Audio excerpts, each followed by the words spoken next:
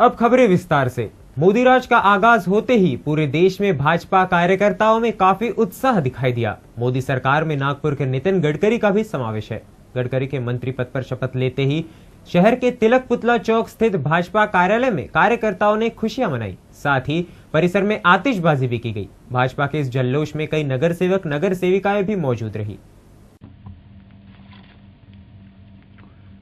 सोमवार के दिन ने भारतीय राजनीति और लोकतंत्र के इतिहास में एक नया पन्ना जोड़ दिया। राष्ट्रपति भवन में नमो अर्थात नरेंद्र मोदी देश की सत्ता के सरदार बन गए। राष्ट्रपति भवन का वो विशाल प्रांगण मोदी के उन यादगार लम्हों का साक्षी बना। मोदी ने सैकड़ों देशी विदेशी मेहमानों की मौजूदगी में देश के 15वें प्रधानमंत्री के तौर पर शपथ ग्रहण की। मोदी के ताजपोशी के लिए राष्ट्रपति भवन को सजाया गया था। शपथ लेते ही देश में नमो युग शुरू हो गया।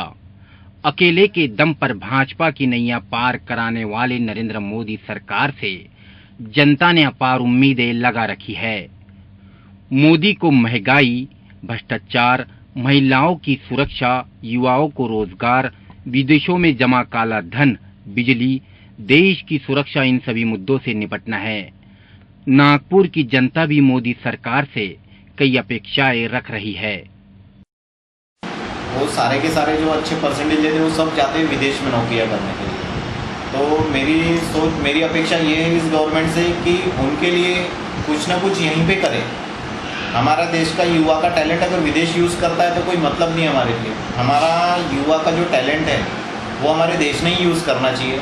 ये मेरा पहला मुद्दा है। और दूसरी चीज़ ये है कि जो जैसे अभी 10 सालों में जो हमारे देश के साथ कभी हुआ नहीं, उस तरह की स्थिति 10 सालों में कांग्रेस गवर्नमेंट ने बना दी थी। मोदी के साथ भाजपा के कई कद्दावार नेताओं ने मंत्रिमंडल पद की शपथ ली, जिसमें राजनाथ सिंह, सुषमा स्वराज, अरुण जेटली, नितिन गडकरी जैसे कई दिग्गज नेताओं का समावेश है, जिसके चलते नगरवासियों की गडकरी से भी कई उम्मीदें हैं। हाँ, मुझे लगता है कि मोदी जी अब आने के बाद प्राइम मिनिस्टर बनने के बाद काफ़ी चेंजेस होंगे। जैसे कि हम देख रहे हैं कि 10 साल से कुछ चेंजेस नहीं हुए हैं, तो मे बी बहुत ही चेंजेस होंगे। और जैसे ही गुजरात डेवलप हुआ है वैसे हमारा इंडिया भी ज़रूर डेवलप होगा। और स्पेशली मोदी जी ने ये ध्यान रखना चाहिए कि लड़कियों पे जितने अत्याचार हो रहे हैं, सबसे पहले तो वो अत्याचार को सुधारे, और जितनी जो प्रॉब्लम्स हो रही है, जितने रेप केसेस हो रहे हैं, उन पे पहले वो उन सबको सुधारे। और उसके बाद फिर हमारी जो अभी आर्थिक स्थिति है वो बहुत ही घटती जा रही है।